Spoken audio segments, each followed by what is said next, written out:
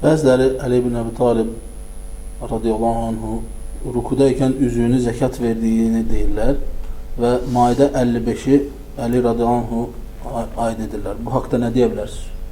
Maidə 55 Əli ibn Əbi Talibə aid deyil.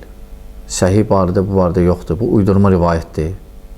Güya ki Ömər bin Xattabın qaynatası rükuda zəkat verib.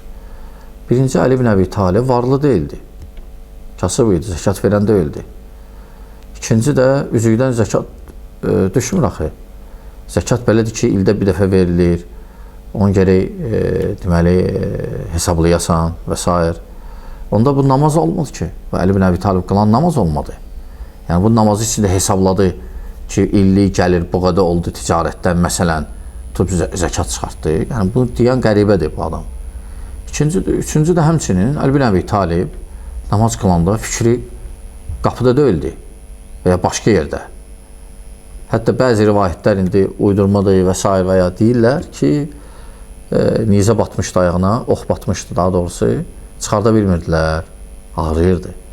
Sonra belə qərara gəldilər ki, namaz qılanda çıxartsınlar. Namaz qılanda çıxartdılar, heç xəbəri olmadı.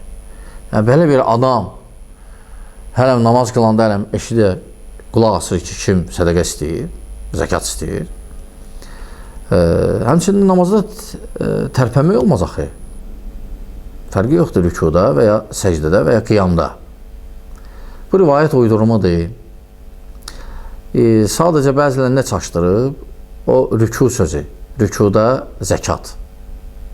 Çünki Allah Subhanahu taala buyurur ki, Allah'a yaxın adamlar, dostları onlardır ki, onlar namaz qılarlar, zəkat verərlər rüku halında. Bəzən bu çaşdırıb ki, rüku halında birbaşa yanaşırlar, bir mənalı. Hansı ki, ərəb dilində rüku kəlməsinin neçə mənası var? Onlardan da biri, yəni Allahdan qorxaraq, ixlasla. Yəni, onlar namaz qılarlar, zəkat verərlər Allahdan qorxaraq. İxlasla. O namazın içindəki rüku deyil. Aydındır? Bəli.